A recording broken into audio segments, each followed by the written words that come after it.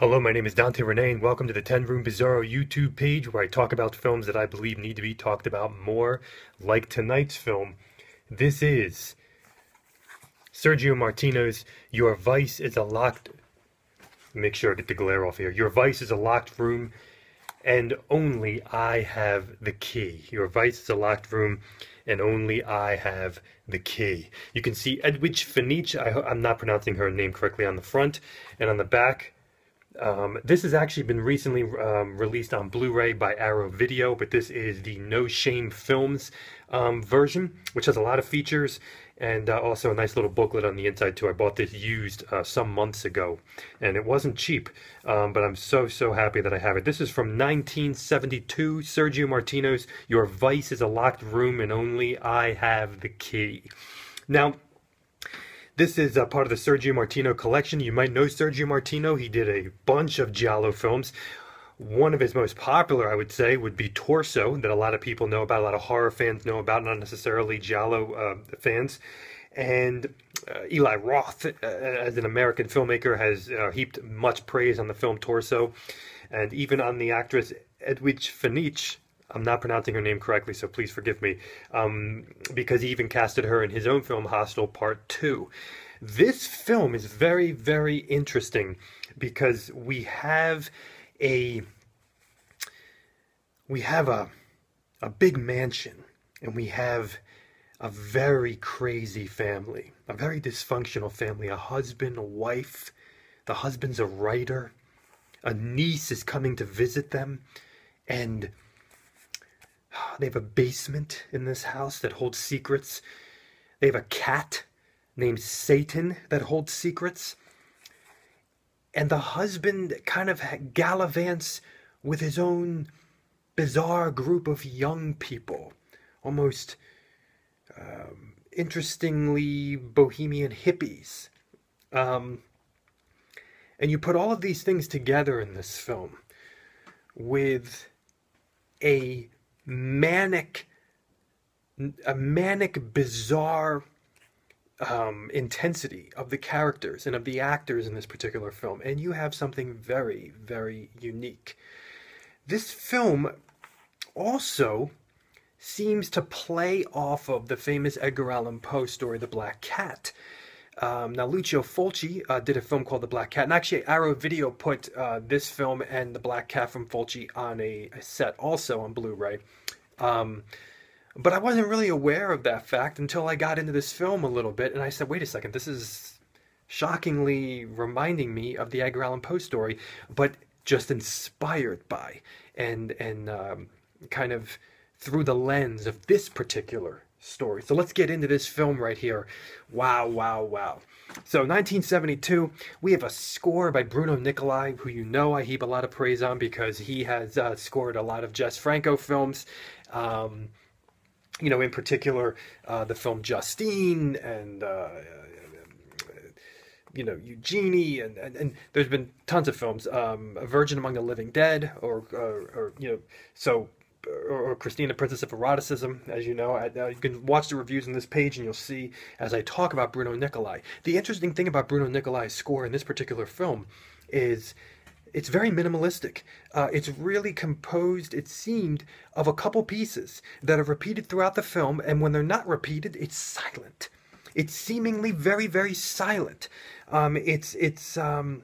You have these wonderful pieces of music, and just a few pieces. Very minimalistic in total for the film, and very interesting atmosphere as a result of that.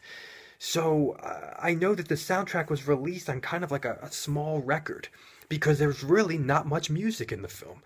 And so very interesting atmosphere in that regards. Now, when we go into the locations, oh my gosh, beautiful, unbelievable location of this mansion. There is this mansion that really the story takes place in.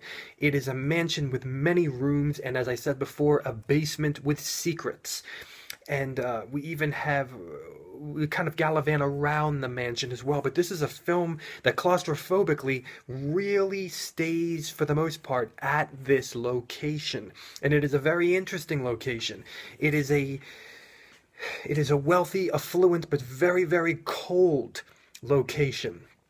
and the many rooms and the doorbell ringing, and it almost reminded me of Clue at some points, the board game film.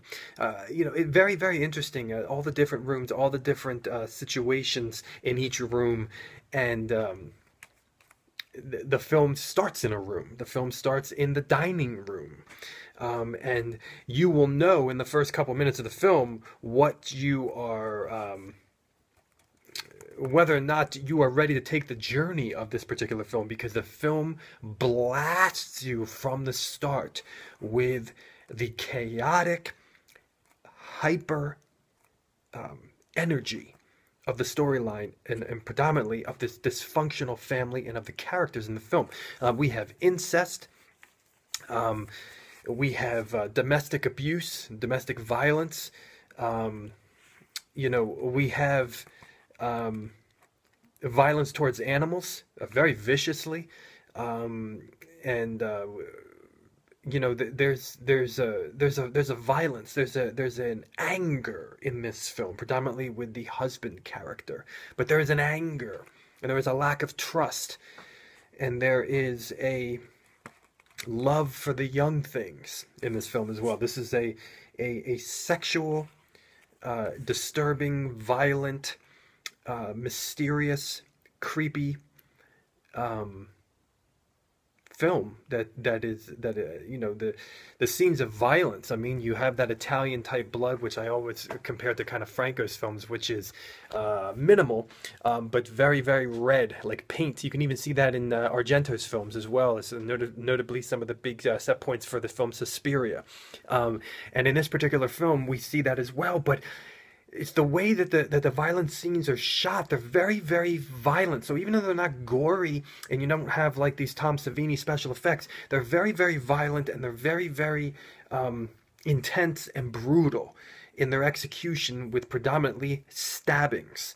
And we have, of course, with this being a giallo film, we have many twists, many turns, mostly as the film is climaxing and things are becoming redefined and changed right before your very eyes, and right when you think the movie is ending 100 times, it's not. More things are opening up. Sexually speaking, Edwidge Finch, I'm not pronouncing her name, I hate doing that, but there she is right there. She is, she's on the cover here, holding a cat. Okay, the cat's name is Satan in the film, and she really provides such sexuality to the film. I mean, if you know her, she did a lot of Italian sex comedies. She also did a ton of giallo films, obviously, but her body, her face, her presence, very alluring, very sexually attractive, and a great actress. She, in this particular film, has kind of a short bobbed hair, and she's playing a niece, and she's playing someone young. And this is a film where free love is in here, mixed with incest, and there are no boundaries in these films. There's no boundaries in this film, where there are no sexual boundaries in this film, but there is pain and there is anguish at the same time, which brings a very interesting paradox in the film. Excuse me.